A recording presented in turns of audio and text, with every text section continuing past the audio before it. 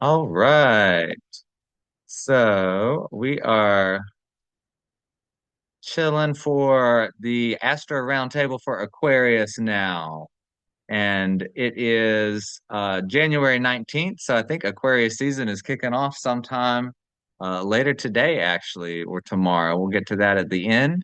But I like to take us each month through a kind of an intense deep dive into everything I can think of related to that sign and then how they interact with all the other characters at the round table.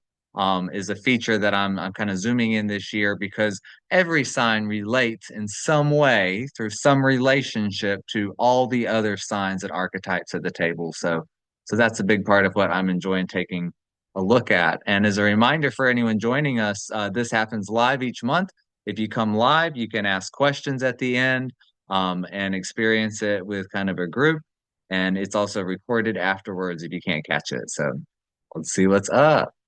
So for Aquarius, the first kind of key thing to think about for it is the element. And Aquarius is an air element. People always think that it is a water sign. There's something about Aquarius, Aqua, that makes us think water, and it is the water bearer, as we'll see when we look at the character that kind of goes along. But it's an air sign, and all the air signs have something to do with this social realm of thoughts and communication and how those things connect and circulate. And with air, we've got the mind and the intellect. So when you're thinking about things, figuring it out, using reason, all of the different thoughts and ideas, when you think about brainstorming, that's very much an air quality. And I'd argue Aquarius in that brainstorming is very much kind of like that active storm cloud of ideas that are sparking. It really has that electric air quality to it. Air is also going to deal with everything communication. It's how one thought gets from place to place and how we move and navigate that world of the intellect. Socializing, our social discourses, that's how, people talk with one another and pass information along person to person. So that social sphere. And then the quality of design and order. You think about putting a plan together, putting thoughts in sequence, having a roadmap, making a blueprint. All of these things are air related. It's kind of like the structure and the form of ideas, in more of an abstract but still rational sense. When we think about having, an actual house, then you're getting into the earthy domain. But when you're thinking about the design and the blueprint, you're in the thought realm of air. As far as its modality, Aquarius is considered a fixed sign, and all of the fixed signs occur in the middle of a season. And so we can see that Aquarius is in the middle of winter. So we are just getting into the thick of winter right now in Aquarius season. And you can think about how the middle of a season is going to be the most saturated, full, kind of compact peak expression of that season. And so for any fixed sign, it's really holding an amassment of that season and that sign and that element together. So all fixed signs have something to do with sustaining that energy of the season, fortifying it, really kind of being like a substance all their own of that season and of that block of energy. And there's something to a fixed energy that relates to the theme and the keyword of security. Everything about that energy is secure. It's not moving. It's not budging. It's holding its place. It's growing. It's really strong and centered and fixed like a rock. It's unbudging in that sense. And so we can put those together with air and fixed to really think about how there's a lot of paradox in Aquarius, but one of our first we'll get to is how the thoughts and the ideas in some ways can be really fixed in that it can conform really strongly to a particular model. If there's a particular thought design or order, orchestration, program, etc., that Aquarius has really subscribed to, it participates in that thought system. It can be very fixed and conforming and not bending about that. However, at the same time, Aquarius loves new, fresh, electric ideas, that brainstorming. And so it's not uncommon for a little bit of rebellion through the Uranus quality that we'll talk about to come in and shock a new idea into the mix that can be disruptive and break the mold. Although Aquarius again will then fix around and sustain and work to fortify that new vision that's, often in some way elevated, progressive. It turns the lights onto a new level. But the fixed quality is holding whatever design or blueprint in place intellectually, intellectual property, so to speak. Um, the symbol and the glyph that goes along with the sign. So we see the two little lines, and you often I have seen them looking wavy or jagged. I find it important to keep them jagged because of what they are and how it translates. They are waves of water that we can easily equate to the water that's being poured out from the water bearer. So Aquarius's glyph on one hand is just those waves of water. I think it's more important that they're waves than water. It's nice that they are water too, but the jaggedness of them certainly makes them look like lightning bolts in some respect. And the electric quality of Aquarius is extremely important. That brainstorming, if you think about air and it gets higher and higher, and it's, the instability causes the electricity of new connections, new, innovative, electric. That's such a part of this sign, and those waves represent that too in some of their esoteric dimensions. The jagged straight lines are also giving me the idea that this is a yang sign. The air element is masculine. And so straight lines as opposed to curved lines tend to accentuate that and symbolize that. So that also brings it back to that sense of electric. Just waves in general, with all the stuff going on in science, frequencies, all the different types of waves that exist, that realm of science is going to come under the Aquarian jurisdiction also.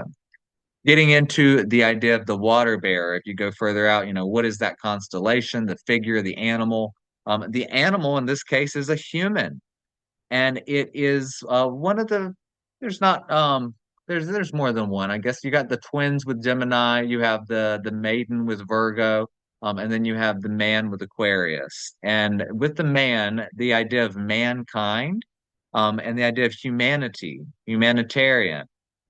This is also in mythology represented as being the cupbearer a lot of times, which was Ganymede. Ganymede was the mortal that Zeus liked so much that he kind of like gave him a place among the gods to, be their servant, so to speak. And so we do have this quality of being the servant, the world servant, even with Aquarius. And there's a difference between the service in other areas of the zodiac. We think about service with Virgo for sure, the that level of apprenticeship.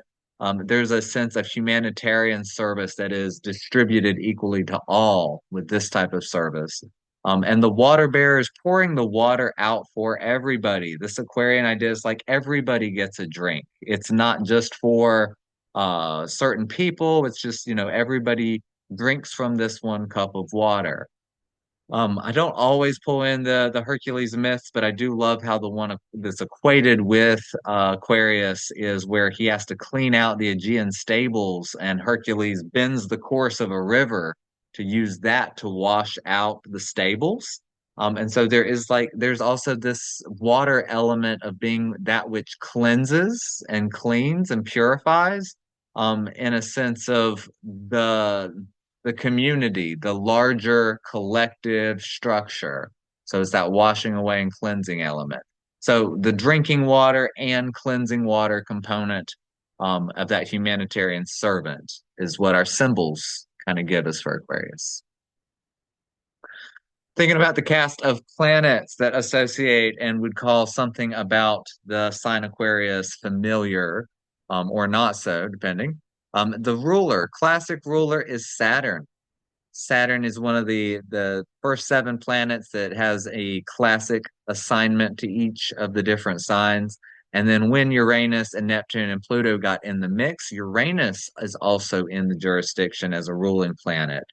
And it fits. It fits quite a lot, and it fits quite a lot that both of them are there. They really represent a lot of the Aquarian paradox quite well.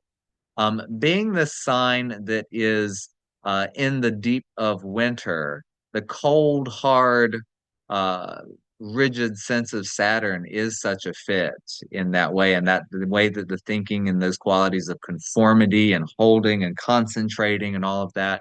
Um, but the Uranus impulse is electric. It is spontaneous. It is surprises. It's things that can't be predicted. And so there's a mix of both of those in this sign. It's so futuristic. It's really, I mean, Aquarius is the sign that would tag, hashtag ancient aliens. It's the paradox of the ancient past and the future. That which is tradition and then breaking the mold, convention and unconventionality. So that progressive liberated place. And so both of those planets have a rulership in a way that they are in charge there, so to speak. And you can kind of tell, like when, if somebody was to have Saturn in Aquarius versus Uranus, you might see more of the traditional, conventional, holding together side with the Saturn element. And you might find someone that's a little bit of a loose cannon or a rebel on the wild side with just the Uranian influence. Although they're each gonna get a turn dancing in that Aquarian energy that holds paradox together. Detriment, though, the detriment comes in because who is the opposite sign across the table? That would be Leo. Leo is ruled by the sun. So when the sun is in Aquarius, that's what gets it hashtag detriment. It is assigned to that position as not being quite so cozy. It's especially cozy across the table, so it's more foreign. Let's think about why. So if the sun is representative of our central nature, it's an obvious fit over there in Leo that is all about our self-expression and showing off and being in the spotlight. So that central nature of somebody in Aquarius is therefore more likely to show up in a group space or more of a collective space. So it can just in some ways, we could say, subdue that centralizing quality or make it less about the person. And that centralizing quality is going more into an Aquarian space that's more about the group, more about the whole. So a planet that's all about the self is in a jurisdiction of Aquarius that is largely about the group and the whole and the collective. So it's not the sun's most sun-like fit. And we see something different when we think about how the sun is exalted as well in Aries and then Libra, which is about other people. There's a similar thing going on where the sun is um, uniquely not in its sun-like position there. However, sun in Aquarius, it may not it'll have the effects, I guess, of like a person may identify with, their sense of identity can relate to the groups, the organizations, the causes that they're a part of, the collectives. It's more about that contributing, participating, and making the central theme more something often external to the person. It's like having a worthy cause or community, is what the sun in Aquarius does, which can sometimes be like, the task of the sun with creativity and self-expression might seem like not as important as the main cause or the big picture. So that's part of the sun in detriment. Exalted. There is a lot of discrepancy about this. A lot of places say, nothing is exalted in Aquarius, or there's, something else, or Mercury has been the exaltation that has seemed the best fit to me. If I was to think what planet is not at home in Aquarius, but would do especially well there, Mercury does excellent. Mercury is about our intellect. It's our maneuverability when it comes to how we articulate, speak, think, move, etc.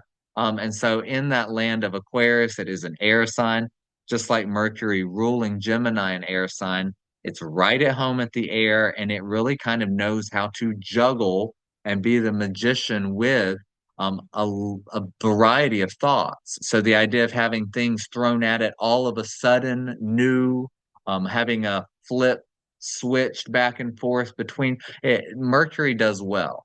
And so Mercury has got more of a personal sense of intellect that's kind of able to think in more of a collective respect in Aquarius.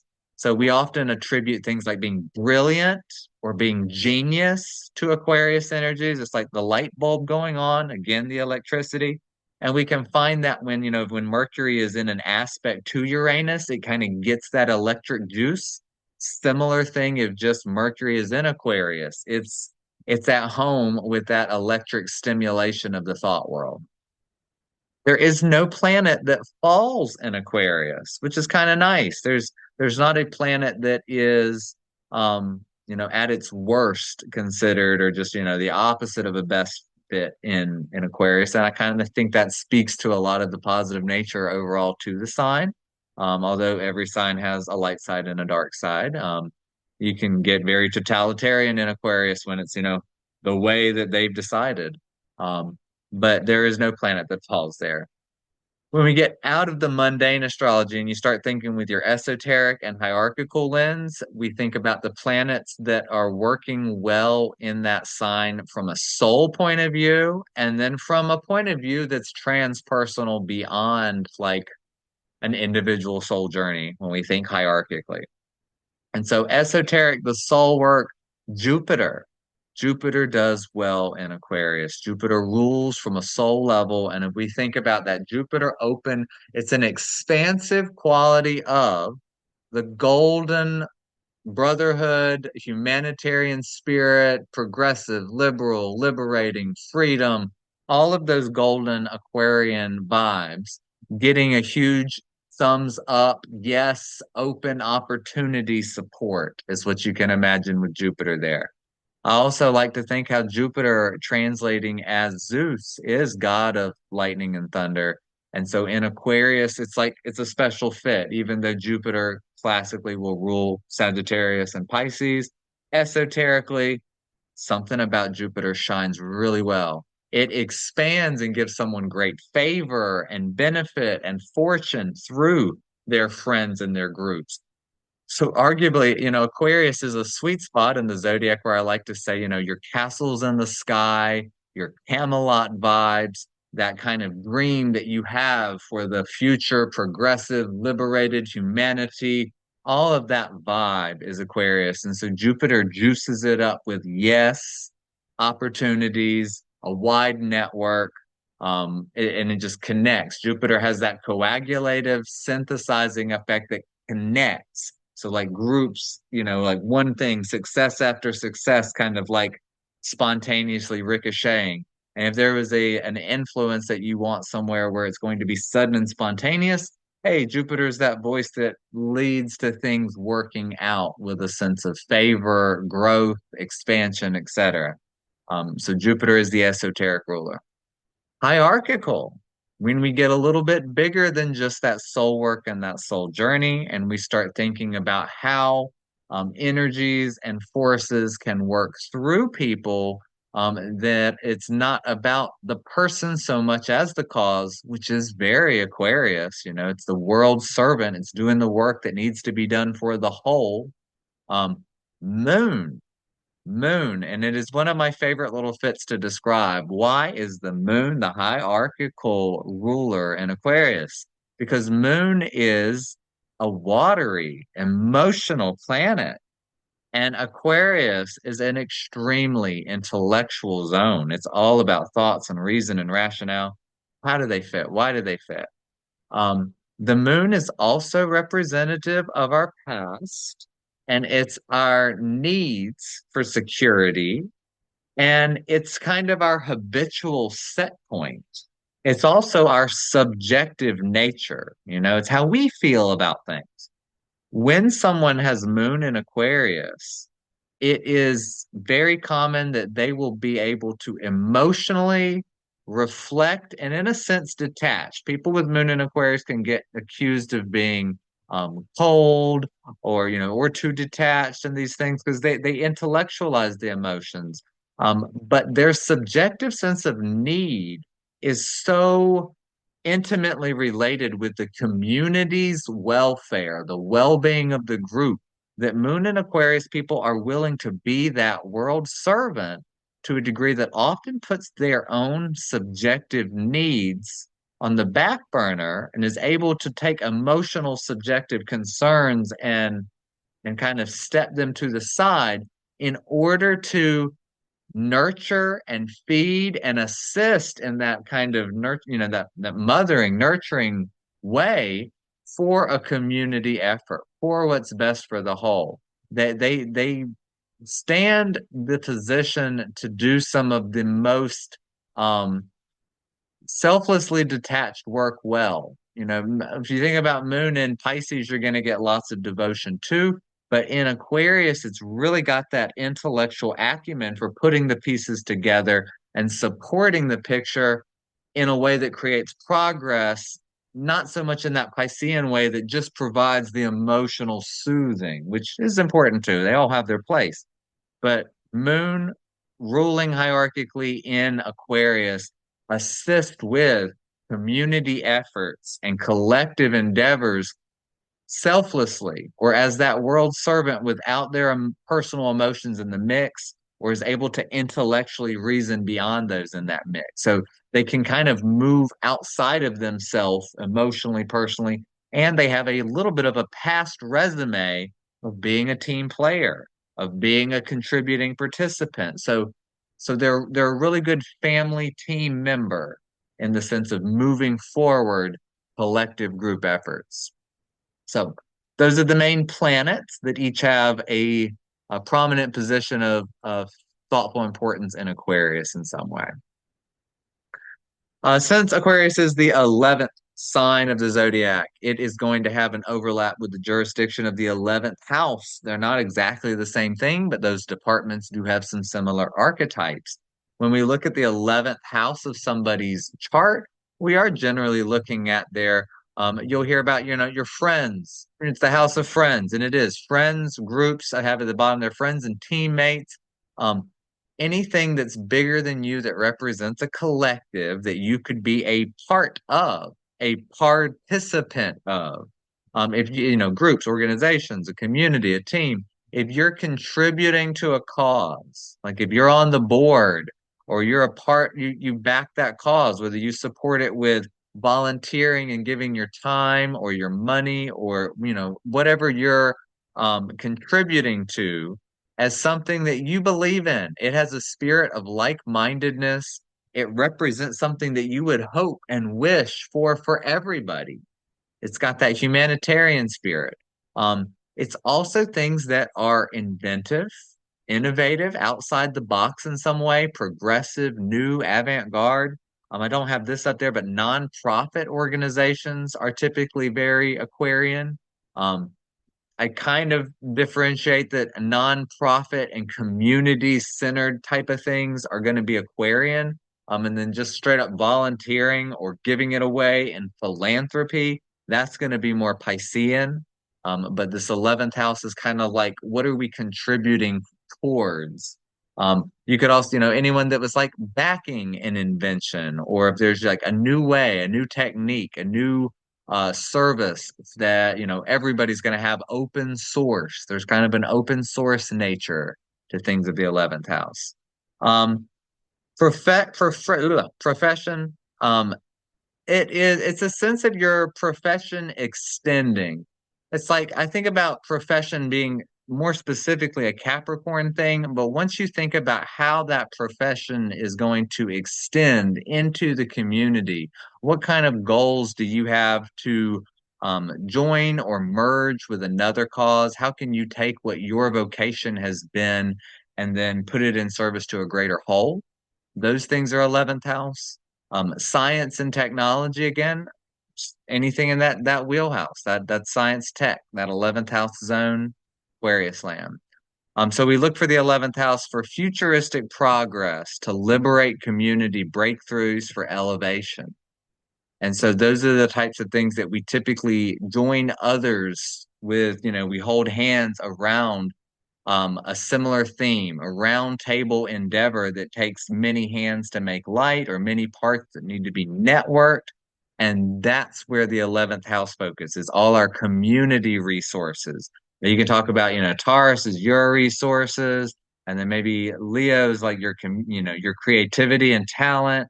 And then you've got shared resources and business. Well, then you've got with Aquarius, you've got community resources. It's what we want to provide for everyone in the community. and what we can open source kind of expect to um, receive from the community. So all that community stuff, 11th house. A little bit more keyword soup to extend a deeper dive to just taste Aquarius. All of these words would file under Aquarius, and we've thought about them in some respect as we've touched base on the planets, the houses, the elements, all of that. But some other words to just feel into. Radical, radical. If you think about something being like, a mohawk that is dyed purple and piercings and tattoos, radical. Um, that's Aquarian, that idea of like breaking the mold or doing something wild, different, unique, unusual. I love, alien, alien UFO, science, technology, it all bleeds into Aquarius land there. Things that are eclectic, things that are like a little bit weird, the nutty professor, the mad scientist, the just the out there-ness. Anything exotic. And exotic, I filed the word exotic here to differentiate with foreign. If something is foreign, it's far away, it's Sagittarius. Exotic is just like different. It's just like, it's got three eyes. It's exotic. There's something, it breaks the mold. It's unique, it's different. It would be weird in any land, not just foreign. Brilliant. Brilliant. I love how this gets us into the word genius with the genie vibes, with the lights going on. Brilliant is also bright, like the light bulb, like a flash of lightning. That's in here. Freedom and liberation. That's another commonality that we have between Aquarius and Sagittarius. They're both freedom oriented. But the freedom of Aquarius is kind of like this, breaking the chains type of freedom. It's a sudden break, it's a sudden upgrade, it's a liberating strike. Whereas the freedom that we express from Sagittarian things is more of like an expansive stretch. They're different flavors and feelings. Aquarius is also going to rebel, the rebellion, the revolution, the not going to take the status quo anymore, not going to take confinement or playing small or staying in the past. We're going to stretch into the future. We're going to be bold, different, exotic. So it rebels. Paradox. It is time travel. It is all of the things that are, like a torus shape. It's in and out and up and down all at the same time. So the wacky, weird paradoxes that reconcile dualities into singularities, Aquarius. Progressive, just in a general sense of moving forward, and then elevate, moving up. We've got those flavors. It wants to advance, it wants to move forward, which is very linear speak. And then elevate, an elevator. We want to alleviate, elevate the freedom, etc., that going up. But both of those are very linear terms, but they still follow Aquarius. Quantum is super Aquarius. Everything quantum and science and all of that. When we talk about AI and technological intelligence, that's totally here. Everything with the prefix teleport, telepath, when we're telekinesis, all of that brainy, electric stuff, of intuitive flashes, files here. The community, we can think, I mean, the idea of the zodiac and astrology files under Aquarius, the sky god of Uranus, all of that goes together. So Aquarius, the sky, all of that. But the community, why? Like the whole zodiac represents a round table. It is the full community of all 12 participants in this case. So it is the whole, it is the team, it's the Camelot, the community, the round table. It's the biggest network group that has circuitry among all members that can teleport. It's the internet. It's that kind of community, the network. It's experimental. It goes with the idea of being spontaneous, new, avant-garde, exotic, science, experiments, trying something new and innovative, doing it different. All of those keywords keep popping through this language. Spontaneous surprise. Again, the element you don't see coming. It's the mutation. It's the variation that is exotic. So, keyword soup. So, if you can taste how the terms on that list relate, then you can hear and feel when something is Aquarian coming at you. Part of its modus operandi said uplifting the holistic collective uh, to advance and fulfill hopes and wishes through experimentation with avant-garde approaches to enhance freedom.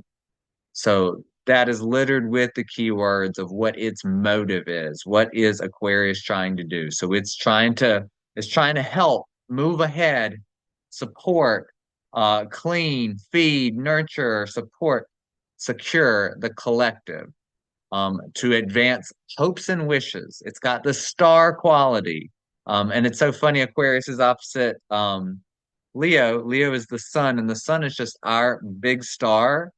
And then Aquarius is all of the constellations, the zodiac, the whole network of all the stars. But it's the idea of fulfillment, star fulfillment, the star card of the zodiac or of the tarot. So it's willing to try new things, outside the box approaches to free up energy, free up humanity, progress the spirit of something, etc. Um, I feel like this last part might have been something that I forgot to shift when I tried to do an orientation to the past, the present, and the future. This one I can tell I forgot to switch it off at Capricorn. So I'm just going to think about it real quick. See, I'll kind of get the improv of this if I think and tune into Aquarius as far as its orientation to past, present, and future. Um, I think there's something about Aquarius that is so quantum and time travel-y. If I had to pick which one of those three it's going to focus on, definitely going to be future. There is a future orientation to the sign Aquarius, with everything it's doing is trying to bring the future in, trying to reach the future now. Um, and it has such a way that it is focused on the past, that I would almost say that the past is the next most important. If I was to number them, it would be in the two position. And the way that Aquarius thinks and feels about the past is quite often a sense of rebellion. You can have those times and those people that are very encrusted over with a Saturn-like vibe. They're like, we're holding on to the past. The past had a really good way they put it together, and I'm going to make sure nothing rattles the past. You could have that degree of conformity, and then it's funny because then that conformity, they become the outlier by conforming so strongly and conventionally. So it still sets it up for then they're the rebel against progress. But more often than not, Aquarius looks at the past and then wants to do something radically new and different. So again, the past is like a springboard for Aquarius to jump into the future. And then I would say that the third part, the probably a little bit of being the least in the present. I think they can detach and live in the future. And that keeps them quirky and exotic and eclectic and all of that. And the present really just kind of becomes this place where I think we often can say and see the idea of Aquarius can be a little bit aloof.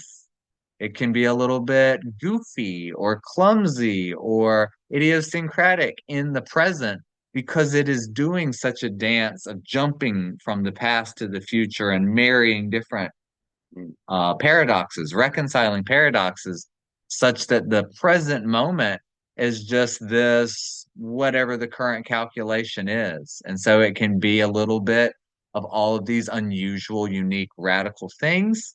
But again, I think so much of Aquarius is reaching for a futuristic sensibility, rebelling off of, pushing off of a past sense of rebellion, and then kind of just riding it kind of by the seat of its pants serendipitously in the present in a general sense for that archetype's relationships to time.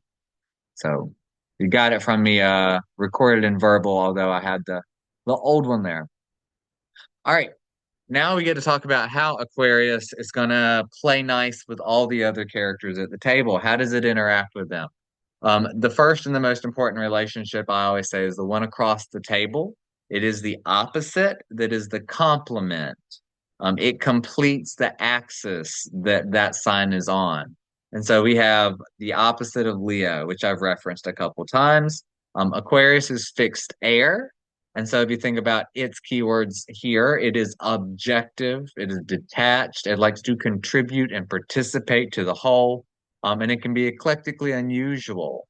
I'm gonna skip down and look at how it compares to Leo here. Leo is fixed fire. So they both like to hold an energy really strongly. They have that in common, which is more than what some signs have. But then the fire nature makes it very subjective. It's all about the Leo. Did you see me? I'll do it for the attention. Exuberant. If Aquarius can be detached, Leo is going to put on an emotional show full of excitement and energy. Leo wants to be the manager, the ringleader, the central figure, as opposed to Aquarius being more of a contributing participant. And then Leo's going to fixate on what's most popularly appealing.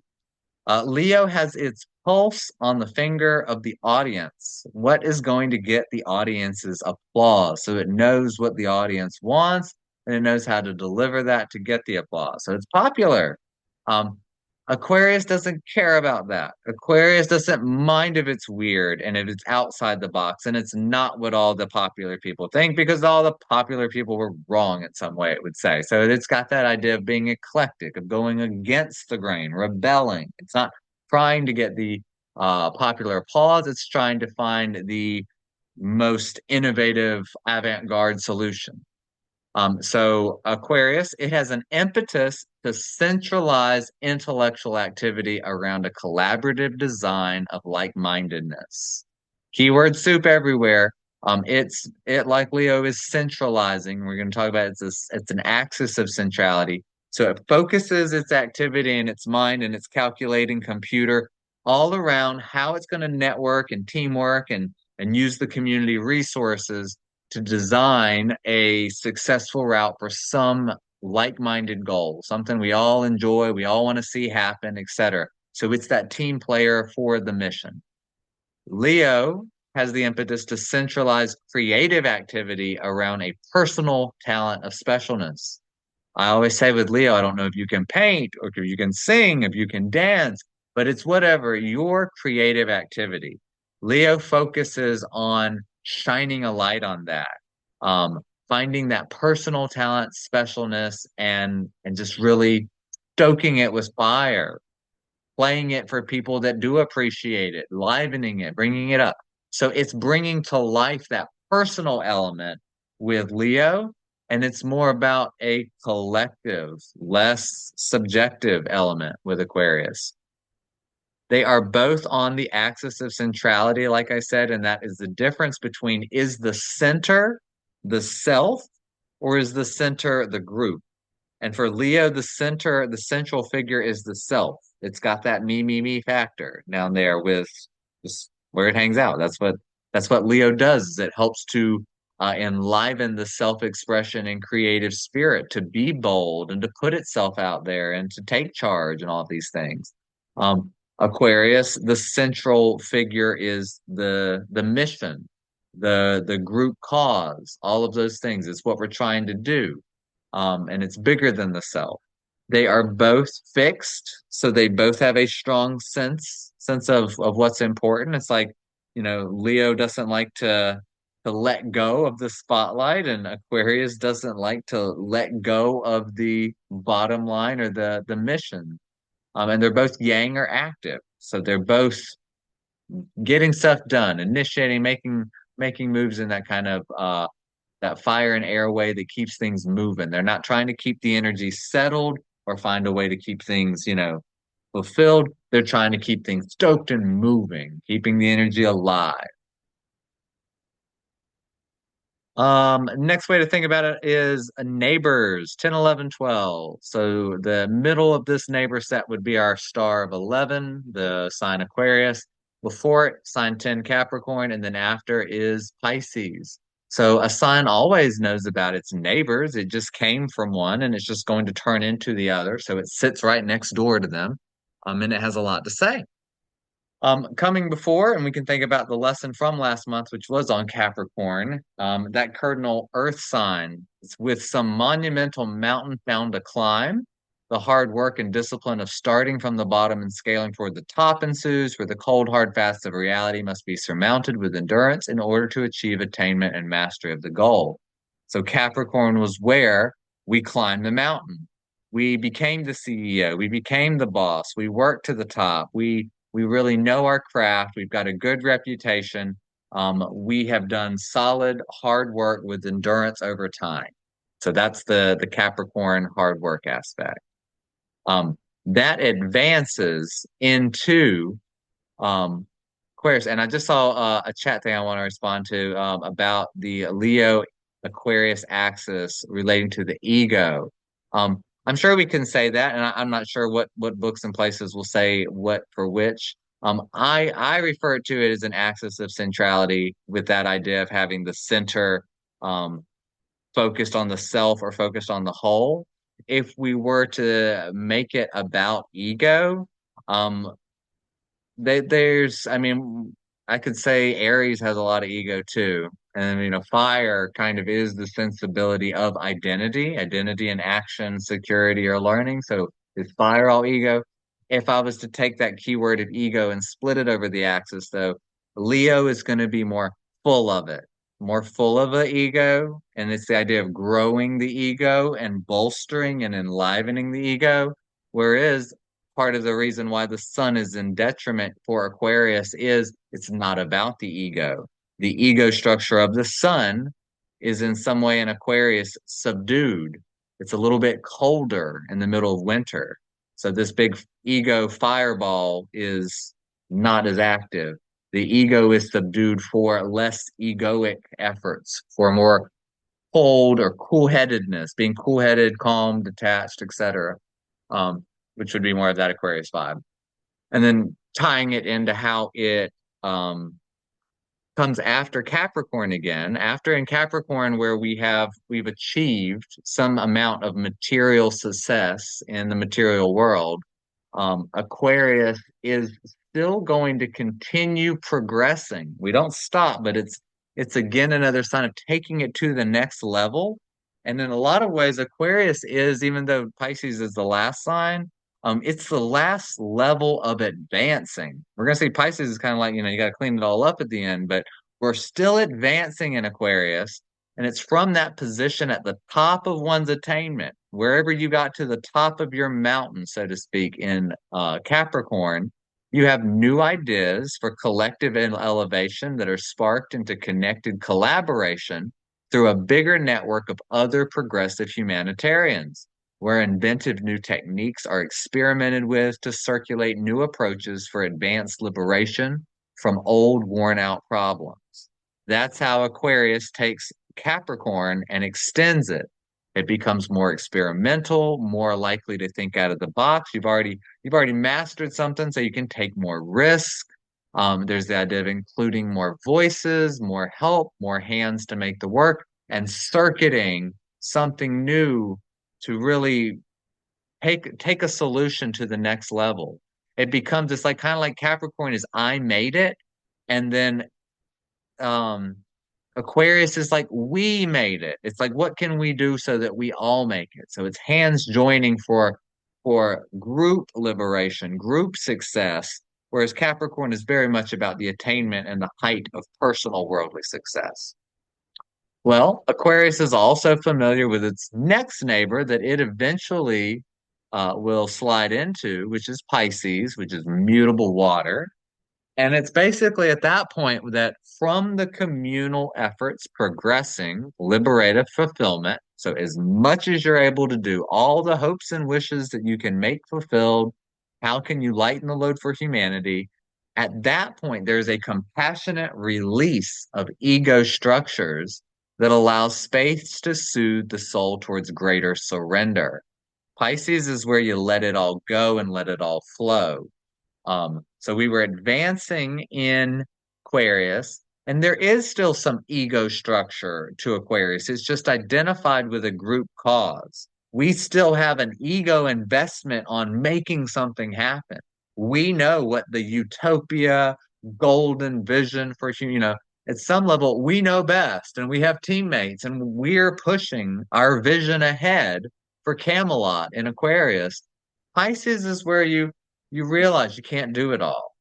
And so you let go, and so there's a sense of you stop trying. There's a sense of surrender. And so it ends up dissolving the boundaries of separation.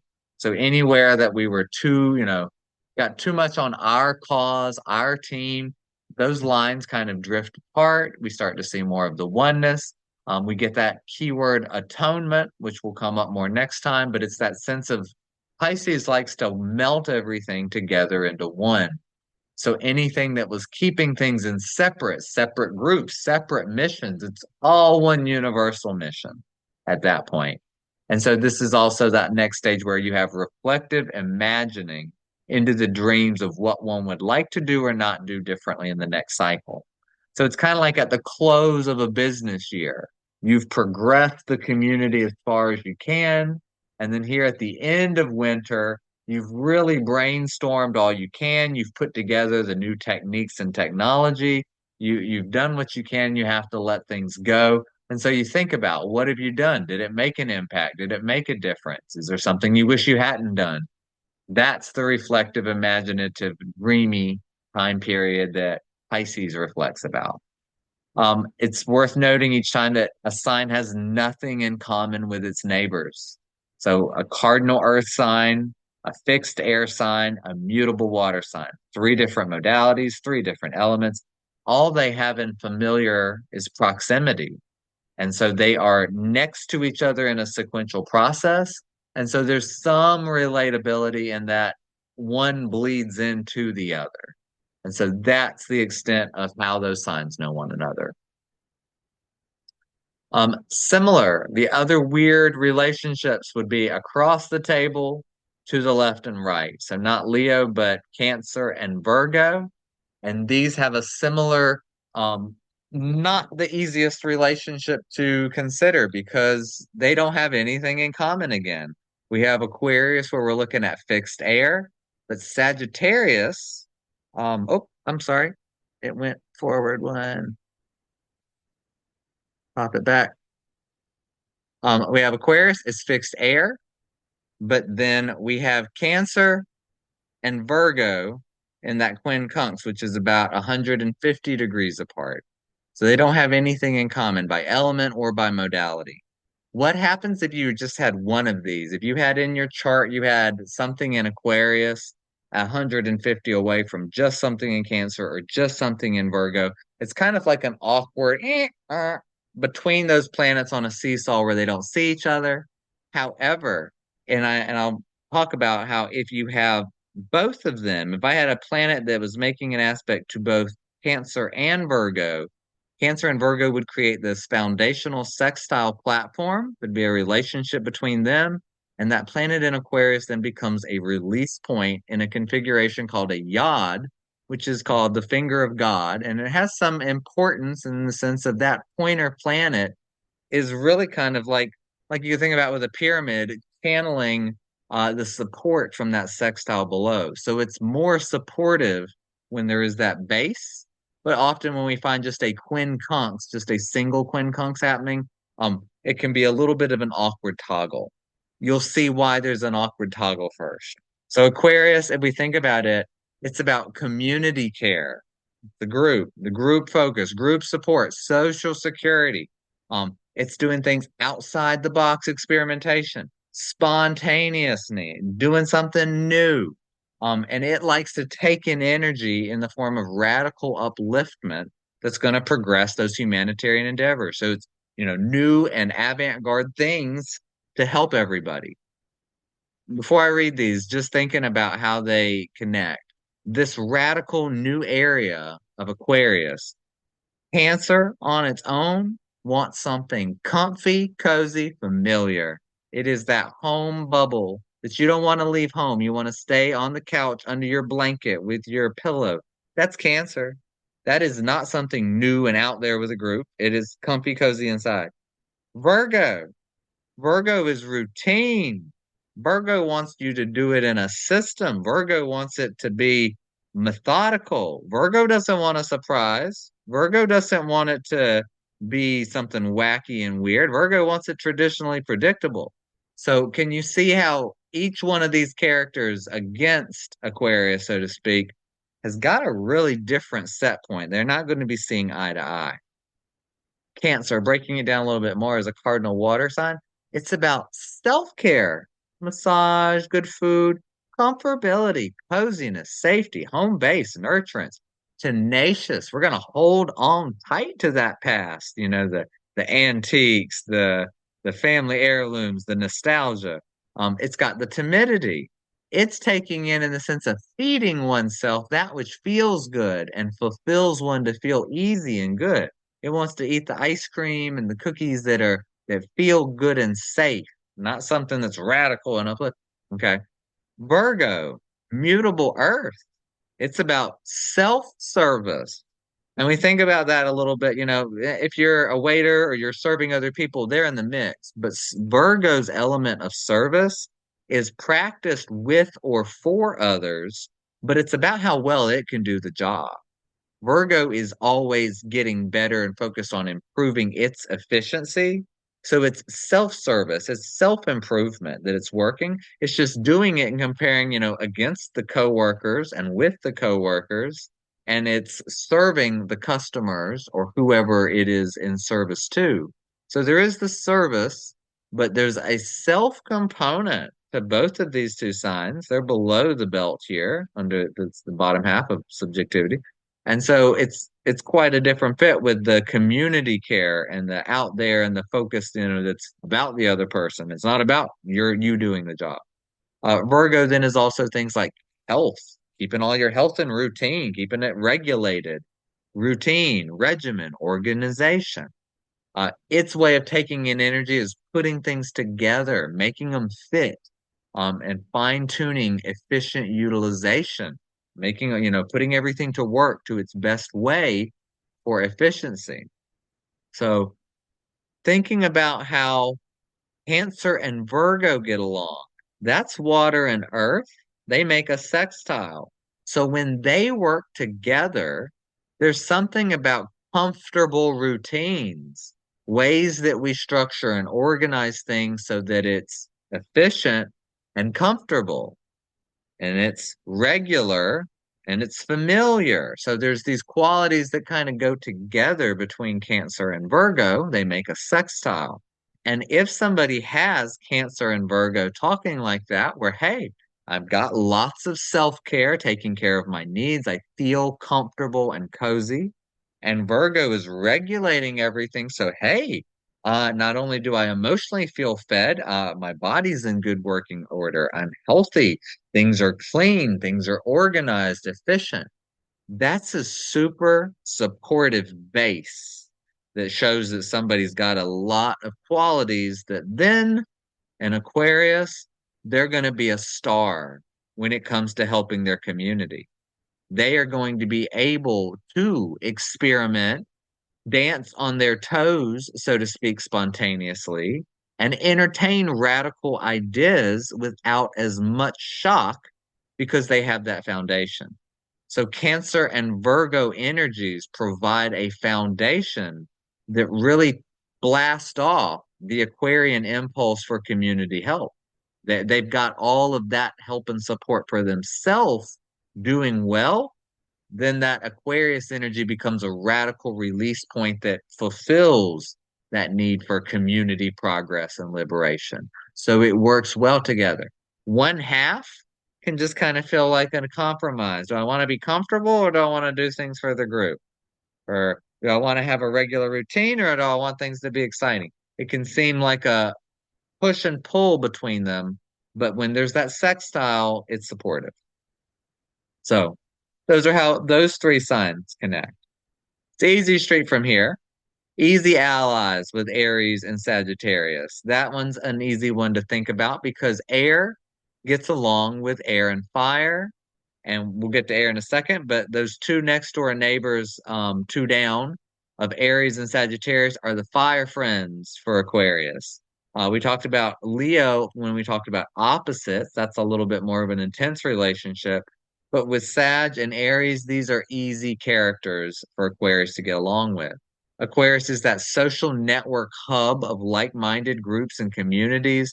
sparked by avant-garde and unusual ideas. So it's like the funky bunch of fun, different friends that all have something in common. It's like everybody's different, but we all have something in common. Paradox.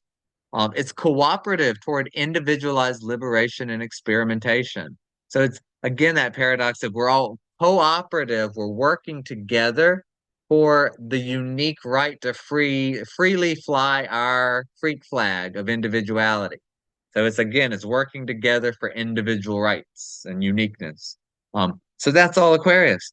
Well, Sagittarius, if it wasn't if it didn't come up earlier when we brought up the keywords of like freedom, and how they have that in common. Sagittarius is that jovial optimism with range towards seeking new frontiers in the form of people, places, and ideas. And it's very favorable for that eat, pray, love, freedom of exploration. It makes easy friends with Aquarius. Aquarius has that light, detached, friendly nature, and for Sagittarius, that's perfect for being on the go and traveling and entertaining lots of new ideas, lots of different people. So there's just an easy way of being, whether it's traveling together, working in groups together.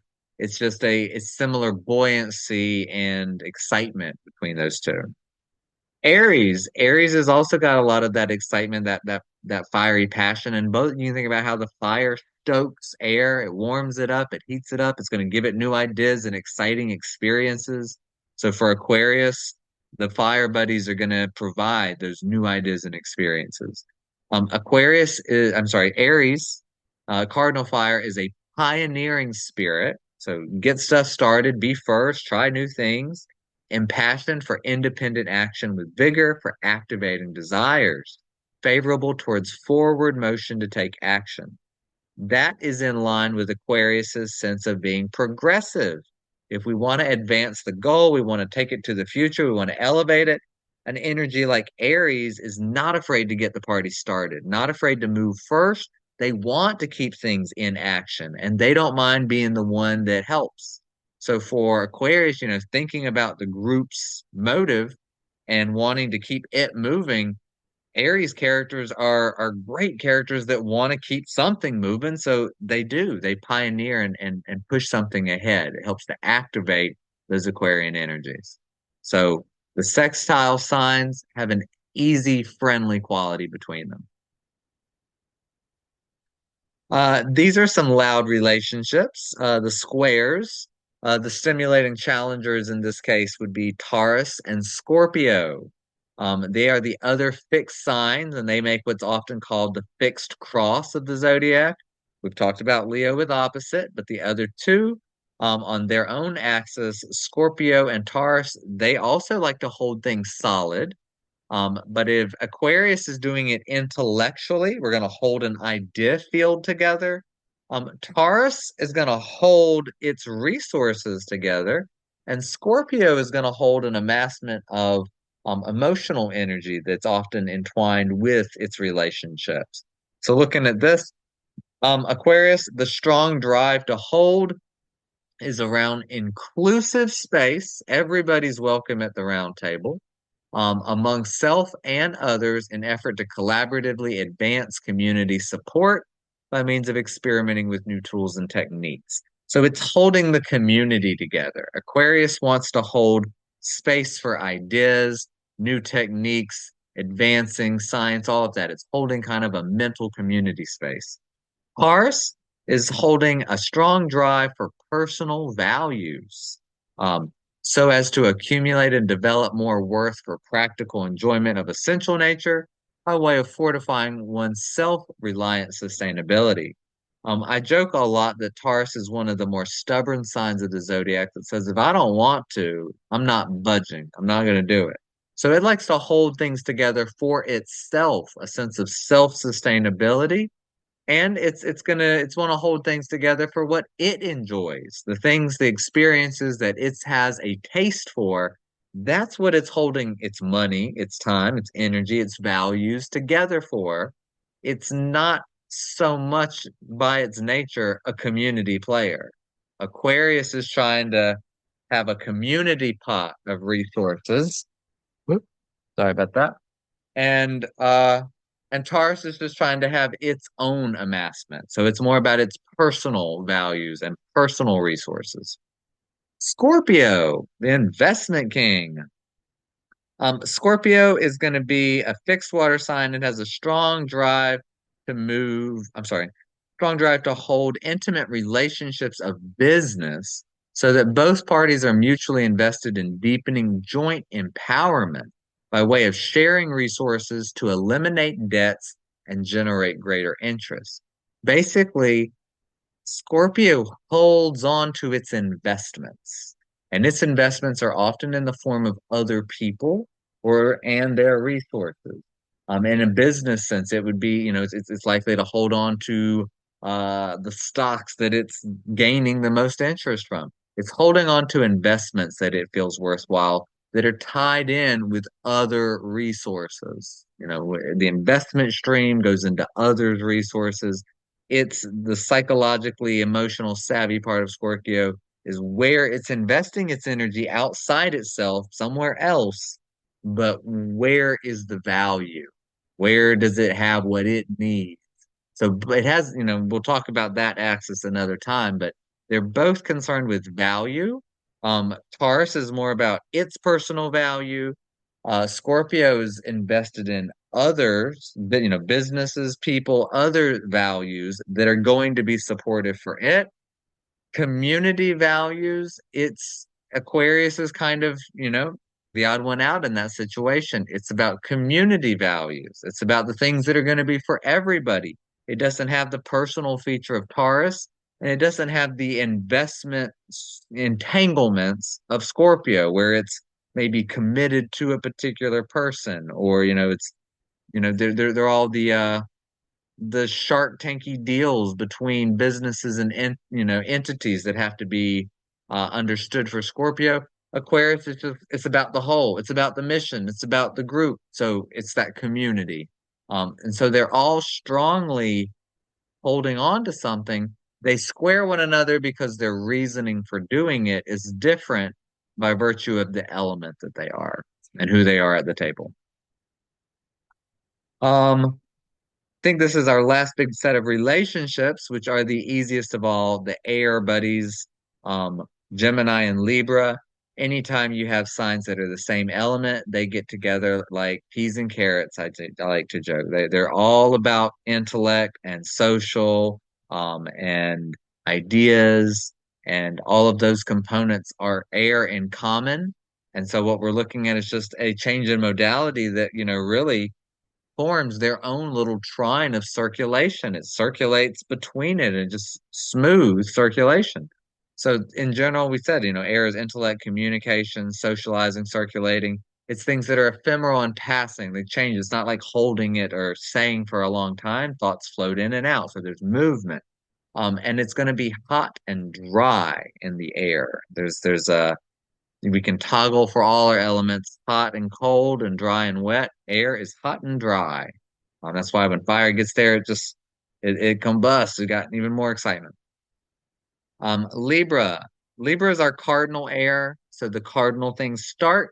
So it is the one that socially initiates. It's social action. Air is the keyword social. Cardinal is action. Fixed is security. Mutable learning. So we have social action, social security, social learning. Libra's social action is the initial steps of interactively interfacing with others. It's initiating a friendship. Hi, how are you doing? Libra is the front of house at a restaurant. It is the smiling face, it's the introduction, it's the pleasantries, it's all of that to establish a one-on-one relationship. And in those relationships, the whole way we do Libra, you compare who you are with who you aren't with all the relationships, and you come to a more refined sense of poise, balance, etc. about yourself while diplomatically cooperating for agreeable harmony with others. So Libra has a more refined sense of who they are by all of the dealings with others that they are also cooperatively working with to expand that social front of house personality and just overall harmony, sense of social harmony, interactive communicative harmony, saying things well in a pleasant, pleasing way. Aquarius then is that fixed air of social security, holding together. It's like holding a group together. It's structuring a community, structuring group communal ideas for holding together a social network of like-minded camaraderie in favor of collaborative elevation towards greater inclusivity. In a lot of ways, Aquarius is the benefit ball. It's the gala. It's the group event where all the social people network and circulate the energy and ideas and connections in order to liberate, grow, expand, free, radically change something about society, something in the community. So Libra opens the door and starts that. And then Aquarius is like the brainstorming tornado of circulation that's like an amassment of air. It's just such a thick concentration of thoughts communicated together in symphony. And then that next step, Gemini, mutable air, social learning, I always equate it to like blowing on a dandelion and the dispersal and the dissemination. We have the um, inquisitive exploration of all varieties of information for fundamentally learning all the facets to multiple topics, which are then analyzed for translation, dissemination, and communication across a flexibly navigated interchange of commerce with an assortment of diverse others. So Gemini takes all of the information from the connections and it analyzes it. It cuts everything and dissects it, looks at both sides. It wants to it just wants to grow the information in a way that multiplies it. It's about the variety and the multiplicity, and then it's like the post office of the zodiac. It's going to mail it out to everybody and make sure that everybody has heard about it. So this is a cycle that starts and listens to others for information to refine, brainstorms, connects it, draws it together, and then extends it through analysis and dissection to disseminate it and then make new connections. So that air circulation um is just right on mark between all three of those signs. All right. So I think those are all the positions. I'm going to close out with just a few slides looking at the next approximate 30 days that is our Aquarius of 2026 time frame. And so it is starting January 19th at 8:45 p.m. So we are right on the cusp. So this is pretty much the about the chart to be. Um, the big features, Mars and Mercury conjunct and trine Uranus. So down here, we still are experiencing one of the closest hot pocket conjunctions of like all the personal planets. It was the big talk for Capricorn season, and it's still arguably the big talk for Aquarius season. All of these, I mean, you've got, and Moon right now is in the mix too. So you got Sun, Moon, Mercury, Venus, and Mars all together. Those are all the personal planets, and they're coming up on Pluto. We're about to talk about that too. But just having all of those planets concentrated, the personal sphere of life has just got to be focused around our, those goals of Capricorn. It's got a lot of that focus. What are we doing? What are we trying to get to the top of? What are our goals? How do we want to be seen? Um, as Aquarius season starts, these planets that have been hanging out at the end of Capricorn are getting ready to all be in Aquarius. And so we're going to see, like we talked about the neighbors of how Capricorn blends into Aquarius. It's time that everybody's going to start to connect and look for their tribe, like-minded things. You may feel more inclined to rebel against the status quo or something that you were maybe just sitting quiet with in the past. But that idea of being a loud rebel and looking for other rebels of a similar mind. It's like looking for other people that feel that similar revolutionary, radical energy is around this corner. And Mercury and Mars, even though they're still back in Capricorn, the trine to Uranus really is just introducing everybody right into Aquarius land because Uranus is the planet that's an ambassador. It's sparking new ideas, new desires. So right as we're kind of like realizing what our goals are, and we feel like we've gotten to the top of the mountain with what it is we want to do, we are ready to try something outside the box.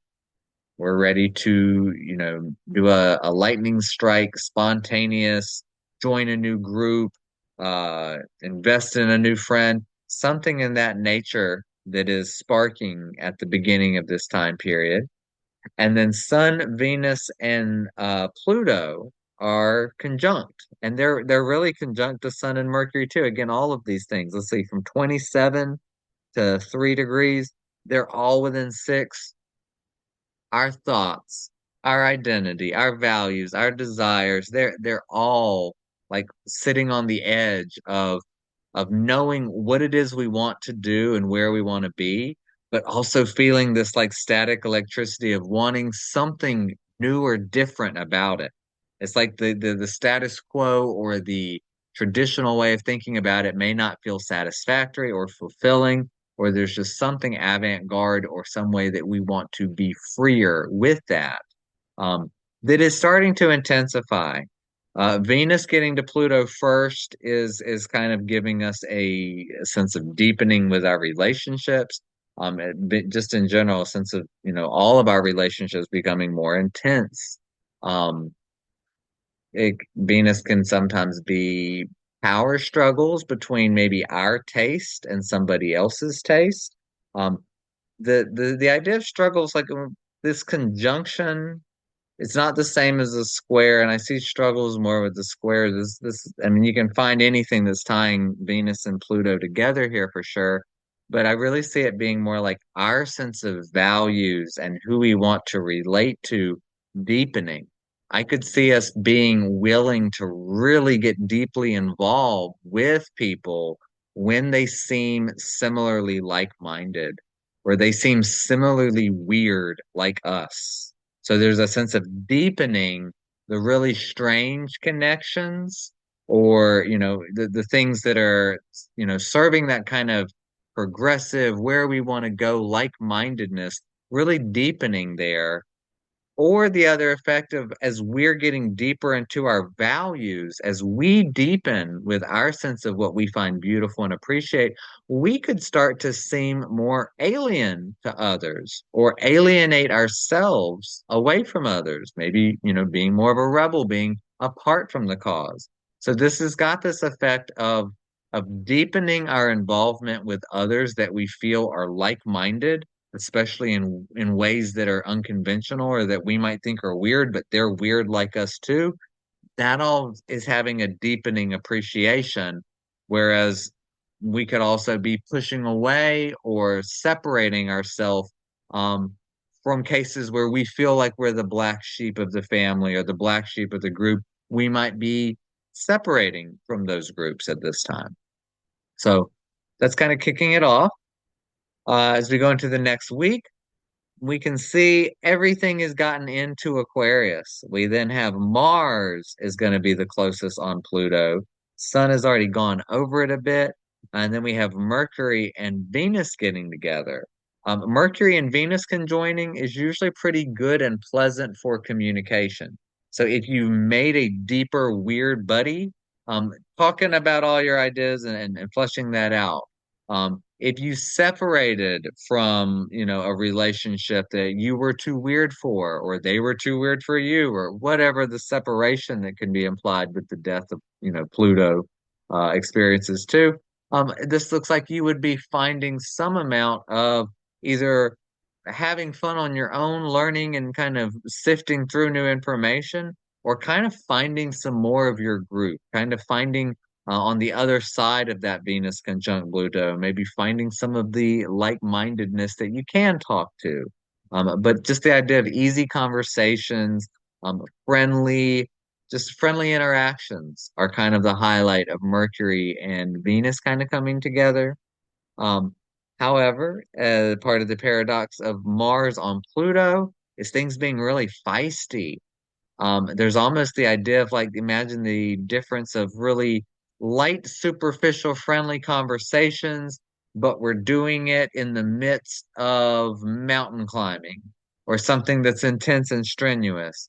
Um, I'll throw this out here too, just this energy in the world and all. The idea of revolution and having protest and all of that, that's very Mars and Pluto and something like this idea of, fighting and being rebellious and warlike. That's all in this mix. So it could be like the idea of having the like-minded, light conversations of group camaraderie while we're in the midst of fighting for revolutions all over amidst in whatever sphere that applies for you. Um, there is the idea, Mars and Pluto can be a little bit nasty when it comes to intensity, violence, hidden things, etc. But it can also show our energy really joining and merging with a shared cause. And in this case of Aquarius, a group cause, a group energy, a collective wish or dream. So this time period, this is like around the end of this month. It does look like it could be really feisty.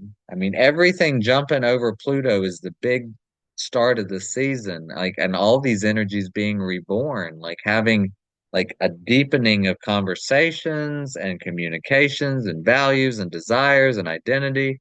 Um, I mean, new ways of thinking and just really getting things stirred. I feel like by this point, by the 26th, with Mars on Pluto, you're gonna see whatever's boiling, boiling. And so some heated activity for some kind of intense cause, fairly close to the spotlight. In the humanitarian theater's got the sun this season for Aquarius.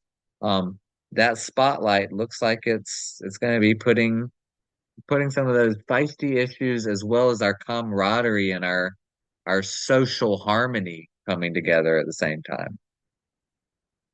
Extending into the next week, um, just looking down there, not a lot's moved.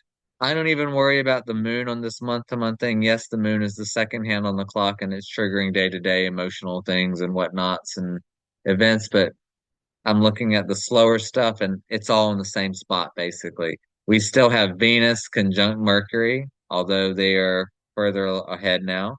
Uh, Sun is about halfway through, and Mars has gotten over Pluto, but they're all still hanging into that signature. What starts to happen notably at this time is that we're getting into the square with Uranus. Right before everything left Capricorn, it trined Uranus. Now we have a square. Um, this is an implication of some sudden changes to the group lineup or our thinking again. And since it's had these changes that have gone from Pluto of deepening and transformation, these changes could be like a radical shift and a reorientation of direction. Um, it could be it could be something about, the friends or the causes that we have aligned with, suddenly breaking away for some reason. There's a change of location or a change of sides or a change of mission. There's like some kind of radical change to whatever we thought was so deep. And it could also run that the friends or the causes that we thought these are the people that are weird like us. They might not have been. And then it could separate, through something like this in the story. This is a radical change that's related to people, our social sphere, money, thoughts, communications. It's just a radical time for a reorientation with that social sphere. Still on the pleasant side of having Venus and Mercury together, but still disruptive, spontaneous, and coming out of left field because Uranus is involved in its square. That theme, um, will continue with the sun getting closer into that. Venus is still in that square. Mars is now the slowest planet. And by this time, all of those planets being tight together, you can see they're starting to spread out more, which they will over the rest of this year. But Mars being the slowest one, it's going to stay back there. So we have still got a lot of focus on the group, the humanitarian progressive nature, But Venus is right on the cusp, about to go into Pisces. Mercury is already there, and Mercury there is an indication that our rational thoughts, something about what we've heard, something about what's been disruptive to, what we thought was just so pleasant a minute ago, or that we had our values kind of sorted, could become fuzzy. With Mercury going into Pisces, which is a sign of its detriment, there's the idea of being very poetic, but not especially rational. So it's the idea of having kind of our intellect a little more reflectively soupy for a bit. And again, it's coming after the square with Uranus. It's kind of like maybe new, shocking reorientation or information that kind of makes us sit back and float down the stream a little bit instead of trying to, pick a side too fast or push an idea forward too fast. Mercury there is a little bit floatier. And Venus, I also feel like there's something to be said about, with Venus either intensifying the relationships earlier in this season, either really kind of like intensely bonding with somebody, or like, oh yeah, that they're my teammate or they're whatever, or intensely saying, oh yeah, they're not my type, they're not my tribe, they're not whatever. I feel like there could be, again, a sudden reversal at this point where like the person that you thought was on your team is like, got a different situation. Or the person that you thought you couldn't stand, like, has a lot more in common with you than you noticed. So then just that sudden switching that is a little bit shocking and reorienting about what seemed so agreeable between Mercury and Venus earlier. Venus is getting ready to be a little bit more floaty in Pisces as well. Going into that last uh, week. Venus is in Pisces now, and it is on the North Node. And really, Venus is exalted at this point, which helps to balance out Mercury being in detriment. And it kind of favors the idea of live and let live instead of being so radical, like team wise, this is my team, this isn't my team, these are my people, these aren't my people. Um, that could be happening with the intensity of Pluto influencing the Aquarian experience there for the planets. Um, if Venus has invested in a community stance that's then been shaken, reversed, scrambled, she might just kind of sit back and maybe be less dominantly assertive in some way with a group context and with the social energy. It's almost like, when we get to Pisces, it is about sanctuary. It's about taking a break, going into a reprieve. So the idea of not socializing so much, withdrawing a little from uh too much group support too fast, or um just anything that we kind of overly invested ourselves socially. There's kind of an experience of like sitting back and appreciating it all without so much of a team position. Venus in Pisces is more about the unconditional love, the selfless love, the non-physical love. So it's again kind of a resting point for Venus. Sun and Mars are still together in Aquarius, and they're all starting to get involved with the square. So I think as some of the parts of us, these personal parts, start to take a break when they hit Pisces, that's floating down the stream, surrender, etc. Um, it's almost like maybe our money or our socializing got in front of us in some way. We invested in some people or a group or just something too fast, too sparkly. That's got us kind of taking a break there, but still feeling fiercely about the same cause. Whatever the cause was, whatever the mission, it's still ignited on fire from these things on Aquarius, Mars. This particular day, the moon is in that too. So if you are moon conscious around the 16th, and I was talking with people earlier about the 17th, the 16th moon looks to be getting in that mix with Mars and the sun, getting everything fired up in a square to Uranus. So that rebel nature of like, it's almost like if we've had the rug pulled out from under us and experienced a sudden shift due to others or something new communicated, we might be more of the agent that is suddenly shifting things or doing something new and radical and on the other side at this point, with Mars and Sun being more self-stemming energies squaring that Uranus. So the idea that maybe something we do more actively is disruptive, coming off the heels of having something disrupt us via Venus going through that square with Mercury. So again, something a little bit that's also the release and surrender of plans and conventions. I think that especially this first part of the Aquarius time frame can get us kind of jazzed up about what we're doing, what our mission is, where we're going, what we're trying to do with people. We may find that over this next month, it has some surprises that kind of make us think outside the box at the same time as maybe putting on the brakes a little bit with how it has to be designed and maybe the exactitude about it. And then as it closes, I think it's just like a couple of days later. This one is February 18th. So yeah, just like 2 days later is the last moment for Aquarius. Venus and Mercury are starting to trine Jupiter.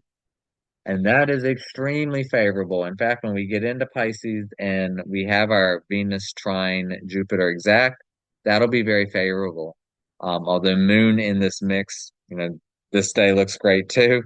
Um, Easygoing ease and openness to future without as much push.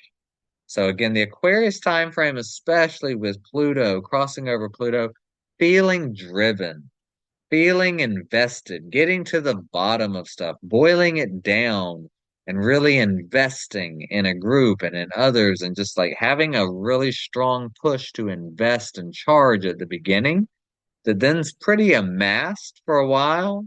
But then again, near the end, something radical shifting. I mean, when you have to cross through a square with Uranus, something you planned for changes. Something that was predicted turned out unpredictable. So that kind of shift is then met with this like message by Pisces to let it go and let it flow. So we're pushing things and investing things and progressing the advancement through Aquarius. As Aquarius season stops, we're ready to kind of rest and let things be. And there's something very positive about how relationships start to take on a more beneficial flavor then. By whatever we might have been pushing with people or with groups, by putting the brakes on and letting things float, we're going to have a lot more ideas that come to us about how to do the forward planning from then, what new direction and future aim to take. And the relationships that continue to sustain and that stay around will be a lot more beneficial. There'll be a lot less force. There'll be a lot, um, something that's got a little glow of harmony to it, that whatever was disrupted or unstable and disrupted starts to have more glue that's building towards something beneficial sticking around. And that kind of reaches us into our next season, which will be Pisces. So, with the end of all of that about Aquarius, I like to reach out to anybody that is stuck with us. I know people zip in and out as they need, but if anybody is out there, if you have a question that you might have thought of related to Aquarius, or at the end, I like to open it to all questions of any astrological nature. So this is a chance for the community to play Ask an Astrologer if there's a feature about a sign, a planet, an aspect, or a chart that you're curious about. So, anybody out there with a question or comment as we're closing up the presentation?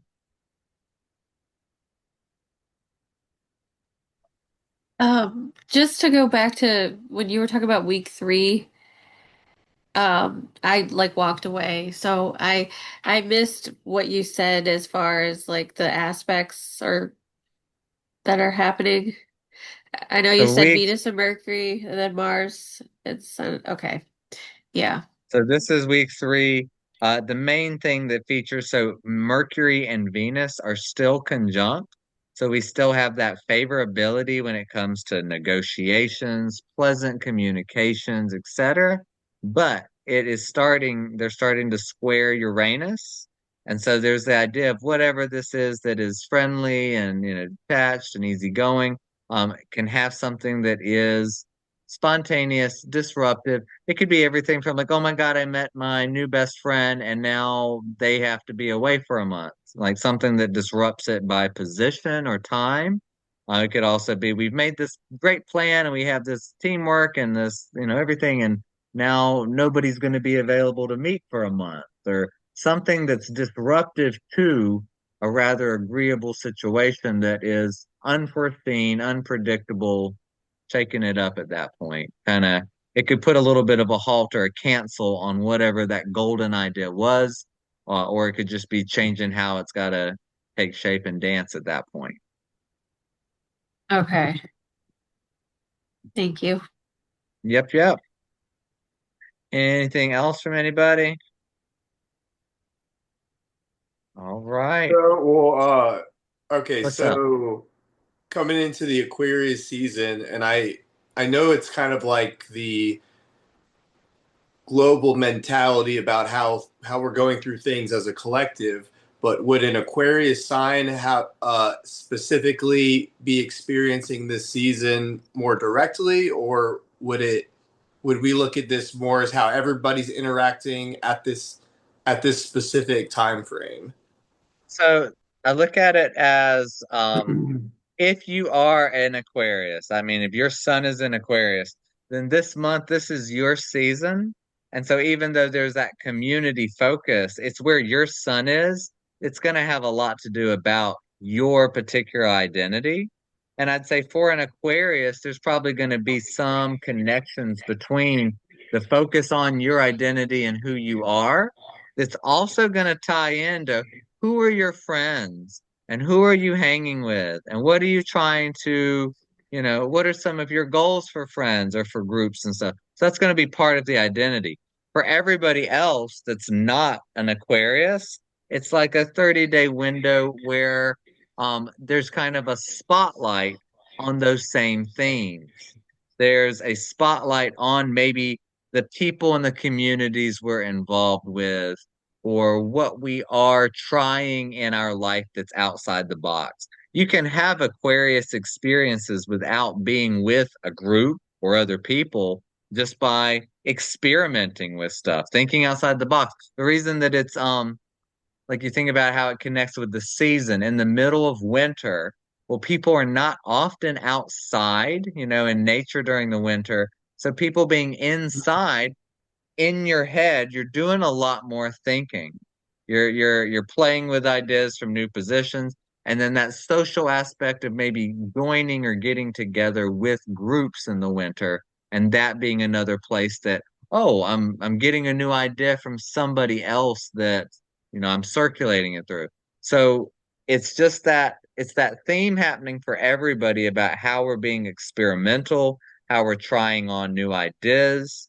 Um, and then for an Aquarius, those things about being experimental and trying on new ideas are going to be more equated with who they are as a person. How does that define them? What makes them special? Their causes that they're supporting. Well said. Thank you. That is, that's my 2 cents on that anyway. Anybody else? Last call for questions. Well, on that case, I am gonna stop sharing my screen and stop our recording. And then people can listen to it later and comment as inspired. Hope that was great for everyone out there.